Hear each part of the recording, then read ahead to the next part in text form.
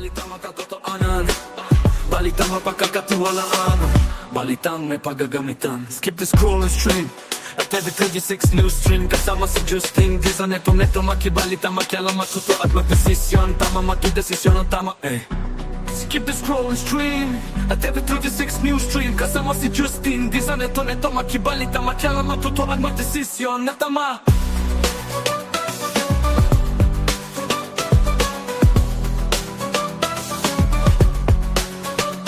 The scroll and stream at every 36 news stream. Kasama si Justin Disa, neto makibalita, makialam, matuto at magdesisyon na tama, magdesisyon na tama.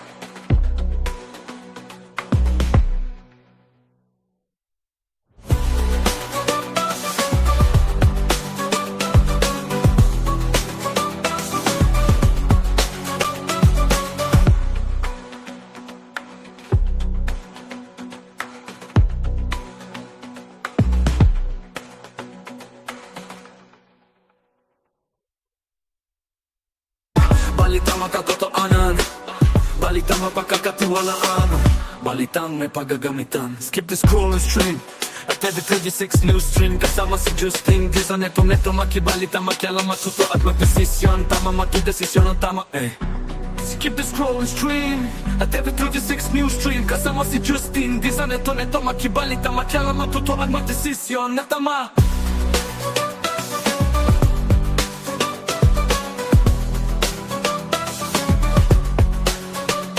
The scroll and stream at every 36 news stream. Kasama si Justin Disa, neto makibalita, makialam, matuto at magdesisyon na tama, magdesisyon na tama.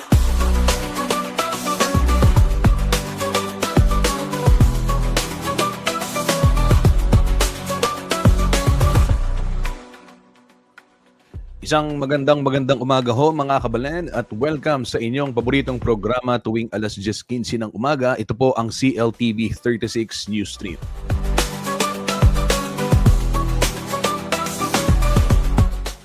Kumusta ho kayo? Kumusta ang panahon sa inyong lugar? Araw ho ng Lunes ngayon at patapos na yung Setyembre. Ang bilis ng panahon at ilang tulog na lamang ang bibilangin at ilang buwan na lamang Pasko na naman, pero ito mga kabalen, ayaw naman nating i-preempt yung itong mga nangyayari din sa kasalukuyan. Paalala pala. Paalala lahat sa ating mga tagapanood, uso ho yung trangkaso ngayon. Kung napapansin niyo yung boses ni Kuyang Justin, iba pa, hindi pa rin bumabalik, At syempre, yung mga kasamahan natin sa trabaho, pagaling ho kayo. Pagaling kayo, Yung mga kabalen, inom ho kayo ng maraming tubig, uso ho yung flu ngayon, at mag-vitamins din. Yan ho yung sinabi ng doktor sa akin. Kaya, isi-share ko na rin ho sa inyo, mga kabalen. Yan.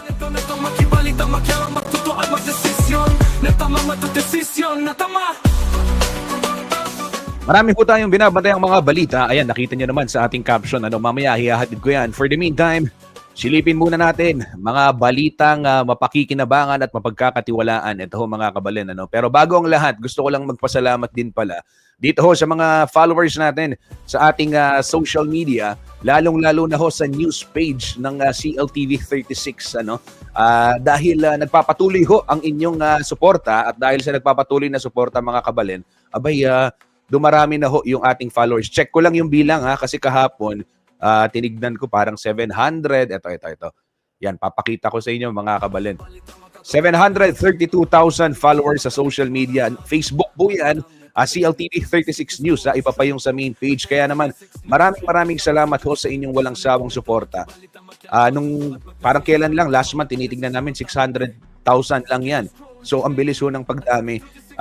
Salamat. Kung hindi po sa inyong tiwala mga kabalen, hindi naman naaabot ng ganyang karami itong bilang ho ng mga taga-suporta. Ayan. At gaya na lamang ni Marvin Pereras, ayan, shout out sa IT department ng Olfu Pampanga Campus. Ayan, kumusta yung mga taga-Olfu? Pagbati rin sa communication department ng Olfu, syempre. At sa IT department, ayan, mga masisipag kong mga mag-aaral yan ng Our Lady of Fatima University. Pero gustong-gusto ko rin yung nakalagay doon sa kanilang tapat ng school. Nung bisa kang mag-graduate, gamitan mo yung overpass. Di ba? Tama naman. Oo, tama naman. Kasi hindi ka naman, kaya huli nalagay yan. Opo, totoo yan ha. Paalala sa mga mag-aral ng OLFU at saka dun sa mga iba pang mga estudyante ha. Pag merong mga pedestrian overpass, sundin ninyo. Mahirap pong tumawid, lalong-lalo na sa highway, mabibilis ang mga sasakyan. And minsan nga, pedestrian na, hindi pa rin ginagalang ng mga motorista, di ba? So, yan. At maraming salamat, Marvin Pereira, sa iyong pagtutok dito sa ating programa. Ito, mga kabalen, gaya na nabanggit ko kanina, napapanood tayo live via Signal Channel 115 nationwide yan, Luzon, Visayas at Mindanao. Dito naman ho sa Central Luzon sa ating 37 cable partners, maging sa Free TV Channel 36 at sa Kalakhang, Pampanga, syempre sa Free TV. And YouTube, live din tayong napapanood at sa ating social media pages, Facebook, CLTV 36 News and CLTV 36 Official.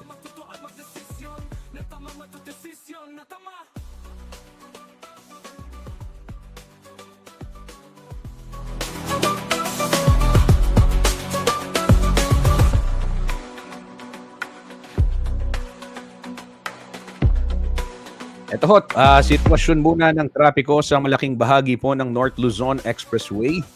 Hatid sa atin ng NLEX Corporation. Ito ho, para sa mga babiyahe ngayong araw ho ng Lunes, September 29, 10:20 ng umaga. Diyan ho sa may Balintawak Toll Plaza, maluwag pa ang sitwasyon, magkabilang linya.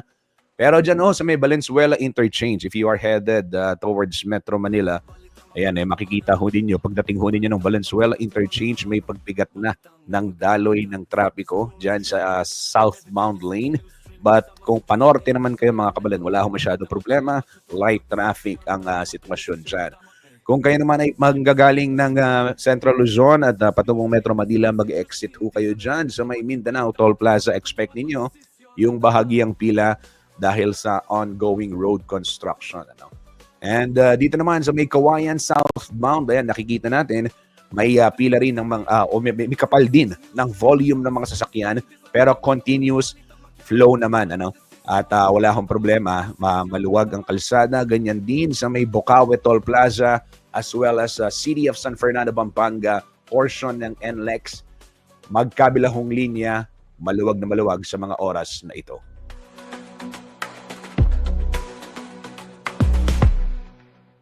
Yan ho mga kabalan, ang real-time traffic monitoring via NLEX Corporation, 10:21 ng umaga. Ngayon hong araw ng Lunes, September 29.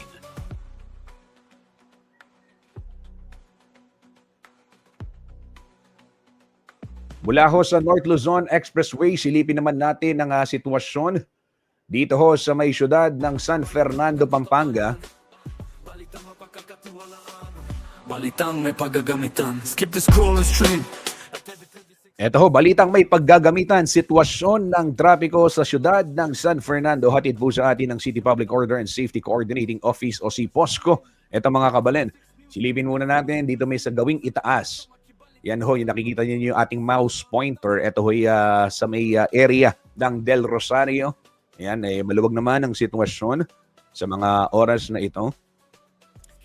Dito ho sa may sakop, may bahagyang pila na dahil pa rin sa nagpapatuloy na road rehab dyan ho sa may tapat ng Diosdadong Macapagal Regional Government Center. Tuloy-tuloy naman ang andar ng mga sasakyan. Bahagyang build-up lamang, lalo na doon sa may northbound lane o yung direksyon patungo po ng Ciudad Angeles.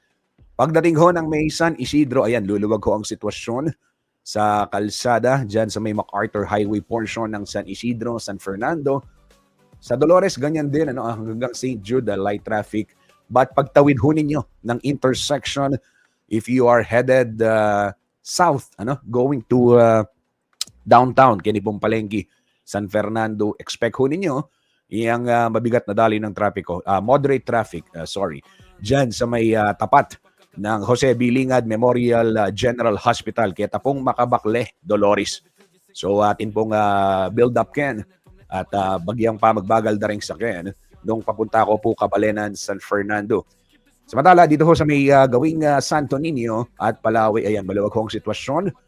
Ganyan din sa may Jose Abad Santos Avenue na sakop ho ng syudad ng San Fernando, Pampanga.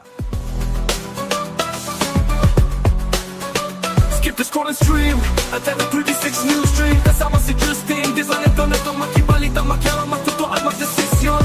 Natama matudesisyon, natama. Ingat ho sa mga babiyahe dahil alam naman ho natin bagamat sumikat na yung haring araw, every now and then meron pang bugsong mga pag-uulan and yung localized thunderstorm. Mamaya alamin natin yung lagay ng panahon. Pero pasadahan muna natin sitwasyon naman ng trapiko sa ilang bahagi ng kalsada sa lalawigan ng Bataan.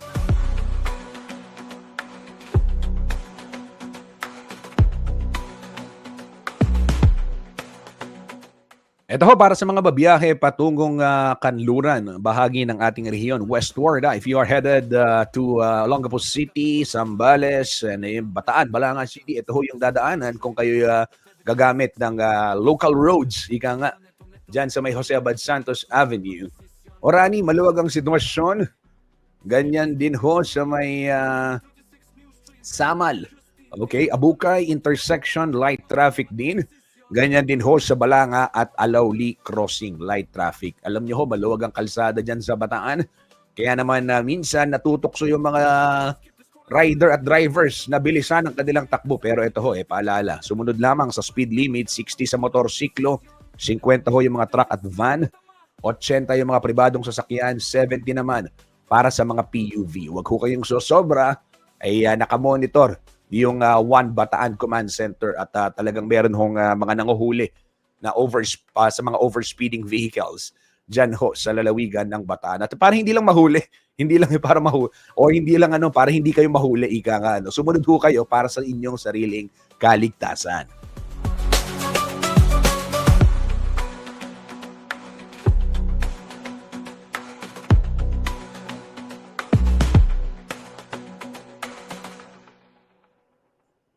Sige ho, tuloy-tuloy tayo sa ating pagbabalita. Ito naman. Balita mapagkakatiwalaan. Alamin muna natin ang magiging lagay ng panahon mula po sa DOST Pag-asa. Narito po ang latest.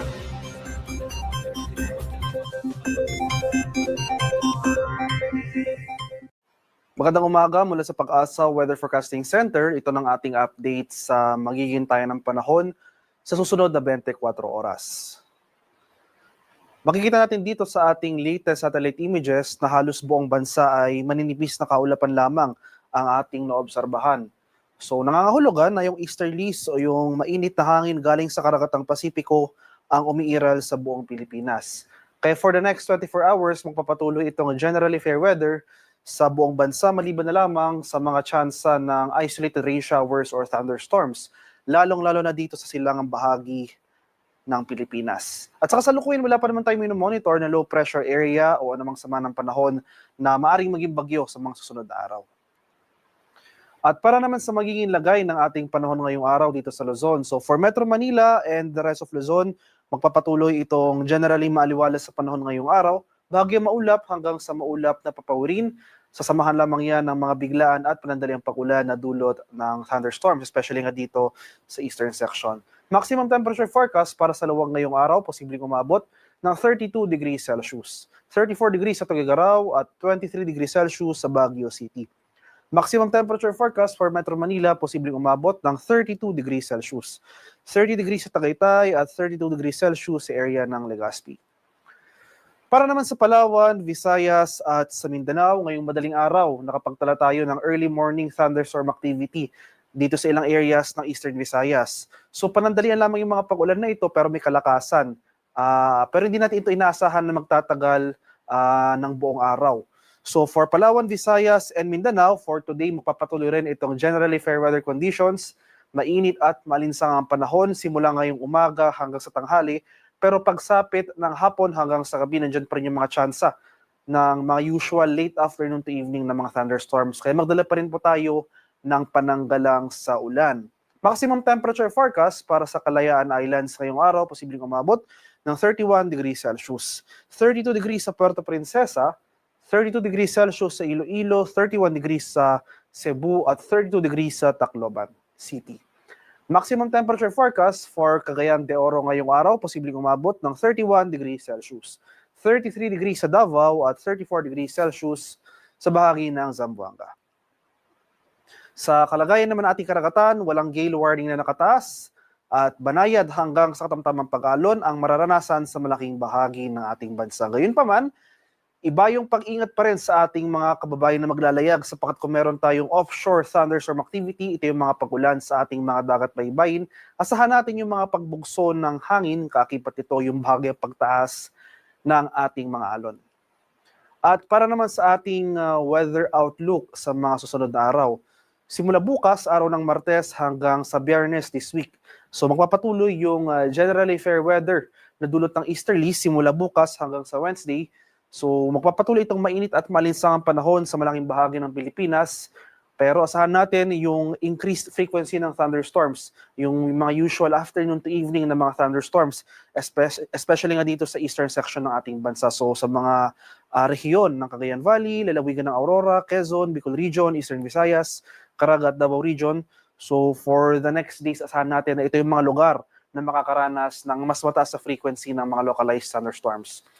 Pagsapit naman ng Thursday to Friday, asahan natin na makakaranas tayo ng mataas sa tsansa ng mga kaulapan at mga kalat-kalat na pag-ulan, pagkulog at pagkilat dito sa eastern sections ng Northern and Central Luzon. So sa mga areas ng Cagayan Valley at Aurora, from Thursday to Friday, asahan po natin na posible buong araw makulimlim na panahon na ating inaasahan. At nandiyan yung mga tsansa ng mga kalat-kalat na thunderstorms throughout the day. Meanwhile, for the remainder of the country, for Metro Manila and the rest of the country, Thursday to Friday, magpapatuloy po itong maaliwalas sa panahon. Pero ayun nga po, umantabi pa rin tayo sa mga thunderstorm advisories na ini-issue ng ating Pag-asa Regional Centers dahil posible pa rin yung mga usual afternoon to evening na mga pag-ulan. Haring araw sa Kaminilaan ay sisikat mamayang 5:46 ng umaga, lulubog sa ganap na 5:47 ng hapon. Para sa karagdagang impormasyon tungkol sa ulat panahon, lalong-lalo na sa ating mga rainfall advisories or thunderstorm advisories na posibleng i-issue ng ating Pag-asa Regional Center sa ating mga lokalidad, ay follow kami sa aming social media accounts at DOST_Pag-asa. Mag-subscribe rin kayo sa aming YouTube channel sa DOST Pag-asa Weather Report at palaging bisitahin ang aming official website sa pag-asa.dost.gov.ph at panahon.gov.ph. At yan naman po ang latest mula dito sa Pag-asa Weather Forecasting Center. Magandang umaga sa ating lahat. Ako po si Dan Villamil Ulat.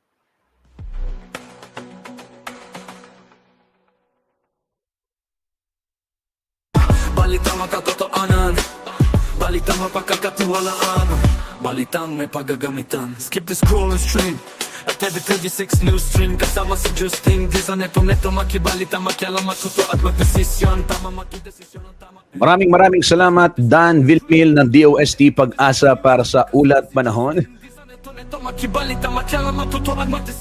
Yan ho mga kabalan, inaasahan natin yung magandang panahon sa iba't ibang bahagi ng ating bansa ngayong araw.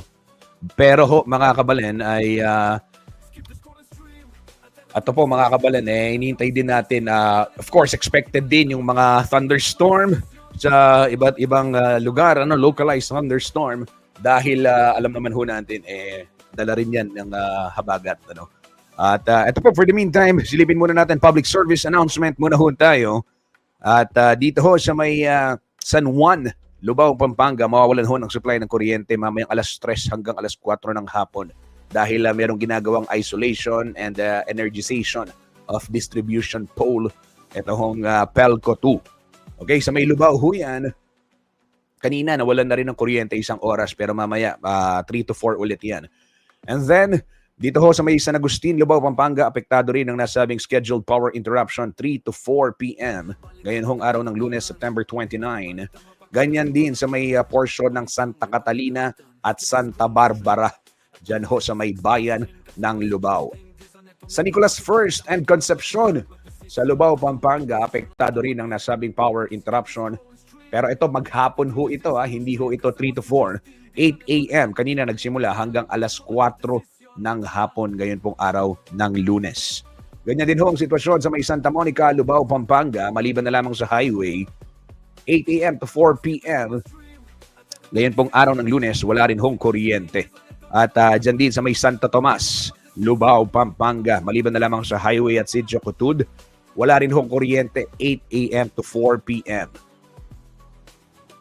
Barangay Santa Lucia, maliban lamang sa Bagong Silang, dyan pa rin sa Lubao, 8 a.m. to 4 p.m. ngayong araw na Lunes, wala rin hong kuryente. Ganyan din sa may San Juan, Lubao, Pampanga, 8 a.m. to 4 p.m. ngayong araw ng Lunes, brown out po dyan. Dito naman sa may syudad ng San Fernando, ay San Isidro, Bacolor, Alasas, ito ho yung mga sakop ng Spelapco, ano? Yung 8 a.m. o 8:30 kanina nagsimula hanggang 12:30 mamaya pong tanghalian ay wala hong kuryente.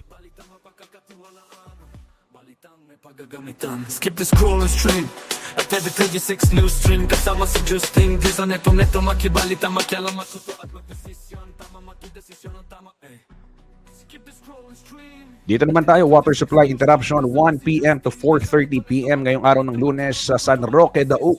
First, sa Lubao, Pampanga pa rin, ay mawawalan ho ng supply ng tubig dyan. 1 p.m. to 4:30.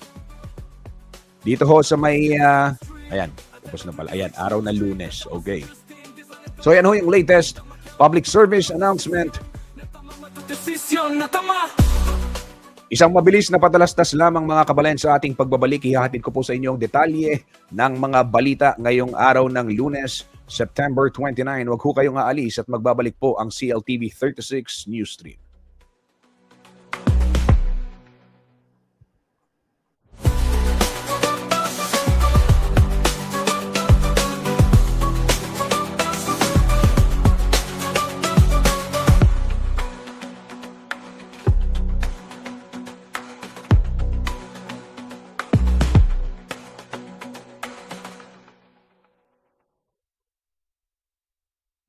Balitang makatotoanan, balitang mapagkakatiwalaan, balitang may paggagamitan. Skip the scrolling stream at every 36 news stream kasama si Justin Di sa neto makibalita makialam matuto at magdesisyon tama makidesisyon ang tama Skip the scrolling stream at every 36 news stream kasama si Justin Di sa neto makibalita makialam matuto at magdesisyon na tama.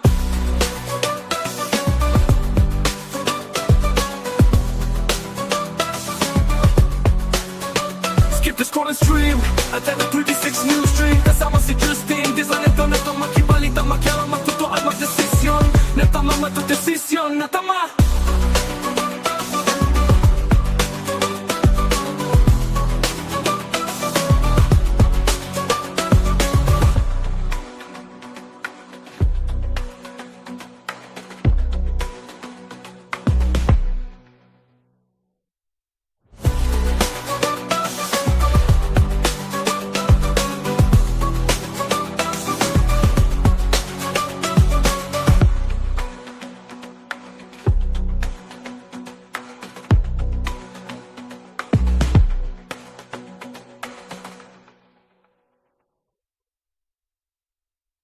Balitang makatotoanan, balitang mapagkakatiwalaan, balitang may paggagamitan. Skip the scrolling stream at every 36 news stream kasama si Justin Di sa neto makibalita makialam matuto at magdesisyon tama makidesisyon ang tama Skip the scrolling stream at every 36 news stream kasama si Justin Di sa neto makibalita makialam matuto at magdesisyon na tama.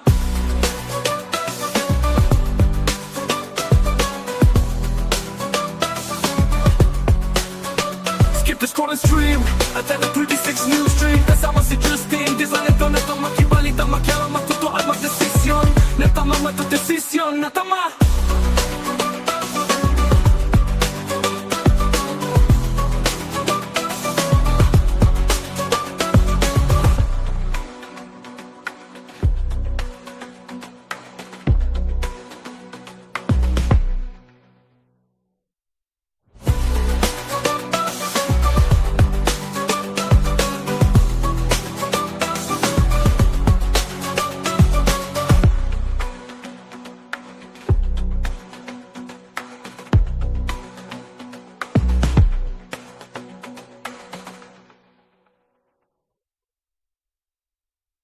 balitang makatotohanan, balitang mapagkakatiwalaan, balitang may paggagamitan.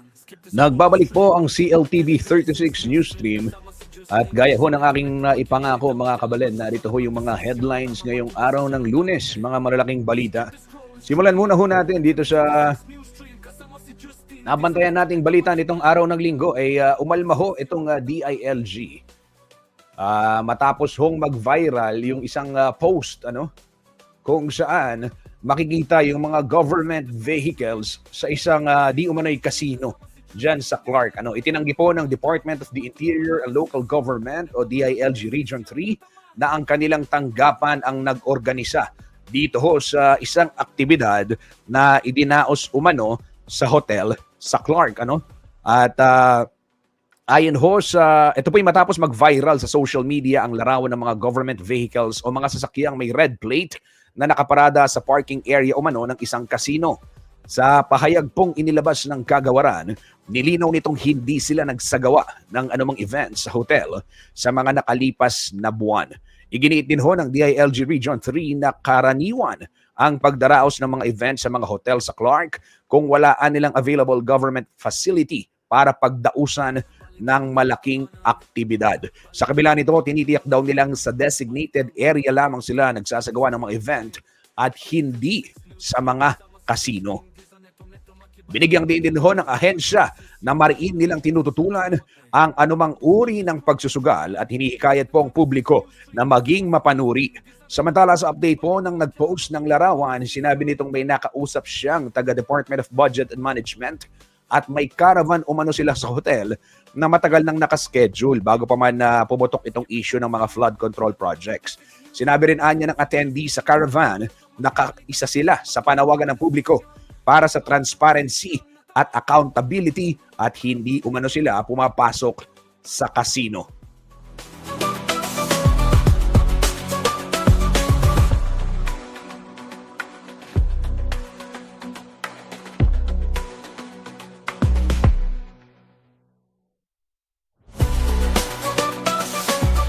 Alam niyo mga kabalen, totoo naman yung sinasabi rin ng DILG, hindi sa pinagtatanggol natin. Pero ito, talagang merong mga event na ginagawa madalas dahil tayo nasa media, nakakapag-cover tayo ng mga events ng iba't ibang government agencies sa mga hotel.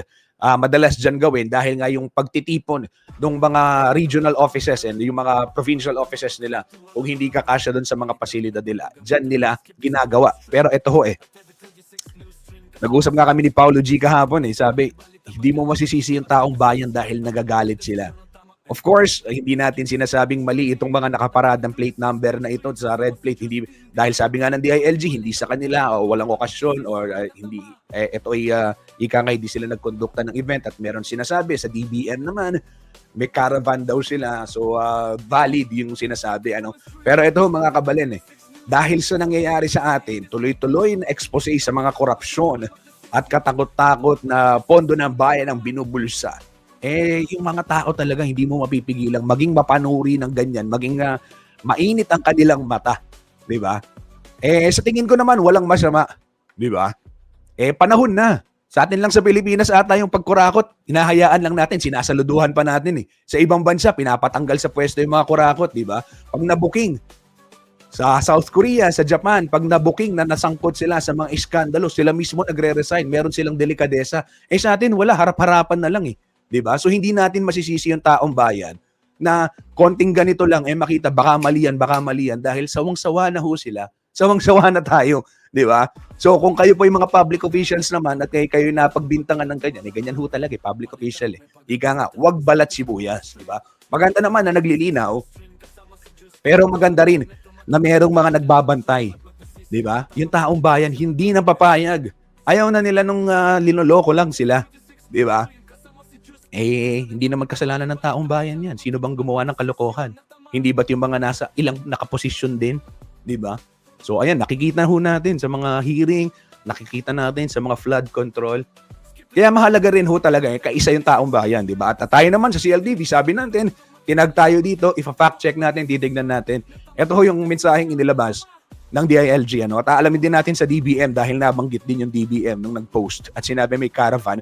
But yes, totoo po Maraming mga activities ang ginagawa yung mga regional government agencies and other local government units sa mga hotels para pagdausan ng mga malalaking conferences, mga meetings, mga plenary, at hindi po sa casino. So, pera na lamang kung lumigaw sila sa casino o dumaan sa casino. Siyempre, ibang usapan ho yan. At tama naman na ayaw na ng taong bayan dyan sa kalokohan po ng mga nasa pamahalaan. Balitang makatotohanan, balitang mapagkakatiwalaan, balitang may paggagamitan. Skip the scrolling stream at TV36 news stream. Kasama si Justin Dizon, neto makibalita, makialam, matuto at magdesisyon. Tama, magdesisyon ang tama, Skip the scrolling stream. Ito ho mga kabalen, tuloy-tuloy naman yung ginagawang rescue operations ng iba't ibang ahensya ng gobyerno. Kaugnay pa rin itong pananalasa ng magkakasunod na bagyong Mirasol, Nando at Opong. At dito ho sa latest report naman ng Sunstar Pampanga, ulat ho ni Clea at ni Kuyang Ian Ocampo Flora, umabot na ho ng mahigit 90 million. Oo, mga kabalen, 90 million pesos ang napinsala ng magkakasunod na bagyo sa agrikultura dito po sa Central Luzon. Sa Aurora ay aabot ho sa 3.3 million ang halaga ng mga napinsala sa palay, 2.2 million naman sa high value crops at mahigit 33,000 sa mais at 30,000 sa poultry at iba pang livestock mga kabalen. And then dito ho sa Bataan province, mahigit 5.7 million na palay ang nasira. Diyan yung rice crops din 45,000, yung corn, yung mais 45,000. High value crops abot po ng 900,000 yung napinsala. Sa lalawigan ng Bulacan, nasa 21 million na halaga ng palay ang sinira ho ng magkakasunod na bagyo. Habang sa Tarlac naman, aabot ng 16 million ang pinsala sa pananim na palay at sa Pampanga, 652,000 plus ang damages. Sa rice, 294 naman, 294,000 sa mais, at higit 33,000 sa high value crops. Sa Zambales, nasa 8.5 million na halaga po ng palay ang napinsala dahil sa magkakasunod na bagyong Mirasol, Nando at Opong.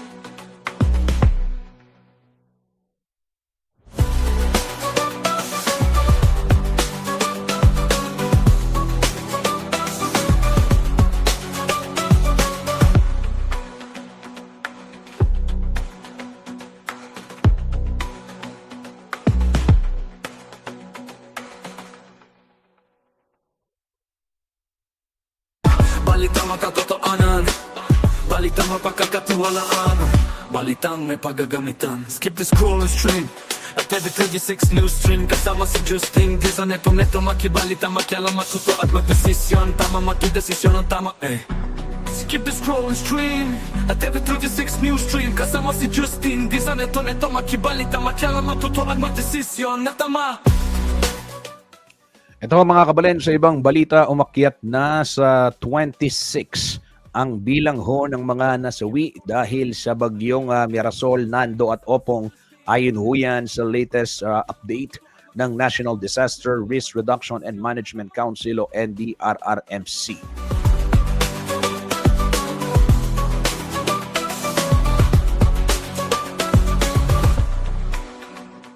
Batay ho sa situational report na inilabas ng nasabing ahensya kanina pong alas 6 ng umaga, 4 ho sa mga nasawi ang naitala sa Cordillera Administrative Region at validated na ho ito. Yung 22 deaths ay vina-validate pa at ang bilang ho niyan, 8 ho sa Cagayan Valley, 2 dito sa atin sa Central Luzon, 9 sa Bicol Region, 2 sa Central Visayas at 1 sa Eastern Visayas. Ayon pa ho sa NDRRMC, umabot ng 33 katao ang sugatan at 14 naman na individual ang pinaghahanap pa dahil na rin sa nasabing pananalasa ng mga bagyo. at aabot ho sa 738,714 families o mahigit 2.7 million individuals ang apektado ng nasabing mga bagyo. Skip the scroll and stream at the 36 news stream. Kasama si Justin, di sa neto makibalita, makialam, matuto at magdesisyon. Natama matudesisyon, natama.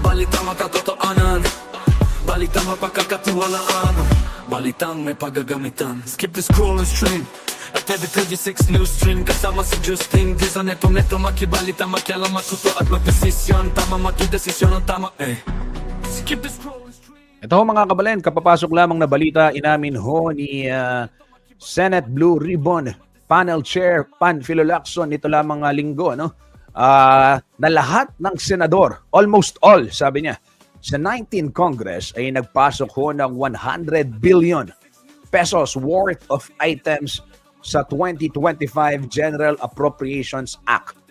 At ayon ho kay Lacson, meron siyang mga dokumento na nagpapakita na merong mga individual insertion at bagamat nagamit ito para dun sa tinatawag na for later release, ika nga yung FLR, bagamat hindi pa nare-review ito pong listahan ng mga House members, binanggit din ni Lacson na may mga congressman na naglagay din ng nasabing insertion.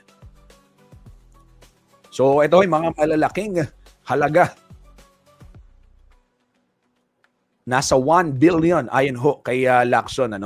And sasabihin niya, ito hong tatanungin daw itong mga relevant agency sa darating na budget deliberation kung bakit pinayagan ang mga nabanggit na insertion. Pagkakatiwalaan, balitang may paggagamitan. Skip the scroll and stream at every 36 news stream. Kasama si Justin, di sa neto makibalita, makialam, matuto at magdesisyon. Tama matudesisyon ang tama Skip the scroll and stream at every 36 news stream. Kasama si Justin, di sa neto makibalita, makialam. Ito, masayang balita muna tayo dahil nakakapagod na yung puro negative di ba? Pero wala ho tayong magagawa mga kabalin. Yun ho talaga yung kinaharap natin. Pero ito, balansihin natin para naman hindi pagbukas ninyo ng inyong telebisyon o di kaya naman itong news stream, pagtingin nyo sa page ng CLTV, ano ba yan? Puro problema.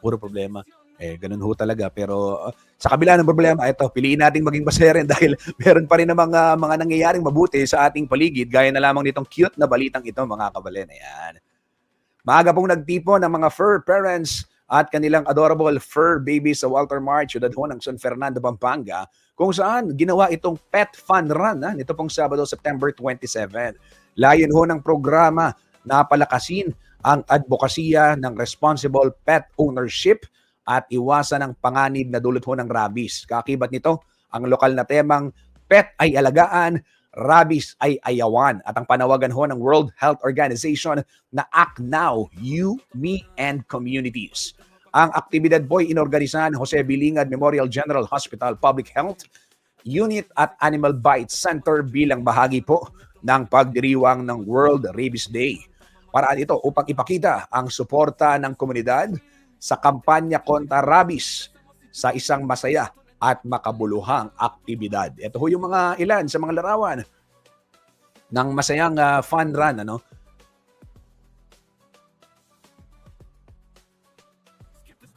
Yan, nakita naman natin. Cute na cute yung mga lumahok sa fun run. Diba? Ito ho maalala mga kabalin, ngayong maulan ng panahon, kung kayo po may mga malagang aso at pusa, lalo na aso.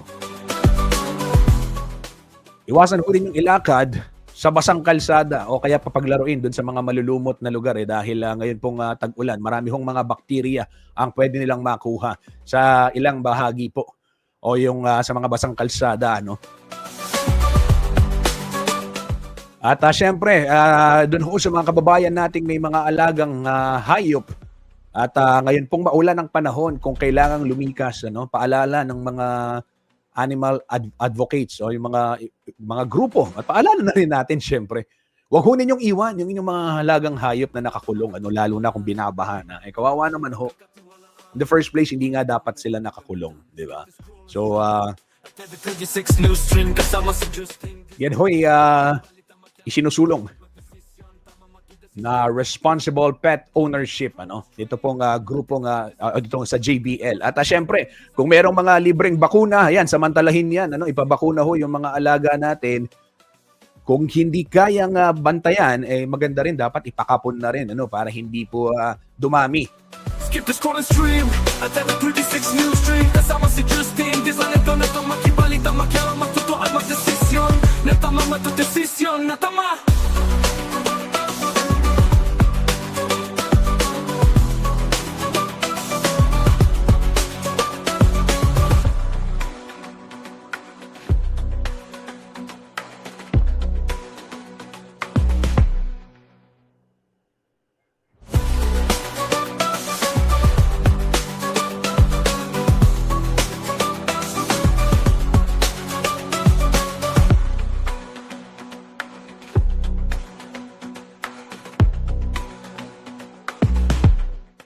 Kabalan, ako po ay magpapaalam na at 10:55 na ng umaga. Muli, ito po ang CLTV 36 News Stream. Maraming salamat sa lahat ng tumutok dito po sa ating programa. Manatili lamang ho kayong nakatutok sa CLTV 36 News para ho sa mga detalye ng mga balitang mapagkakatiwalaan, makatotohanan at may paggagamitan. Ito po si Justin Dizon. Maraming salamat. Ingat po ang lahat mga kabalan. God bless everyone. Kasama si Justin. Di sa neto makibalita, makialam, matuto at magdesisyon. Natama.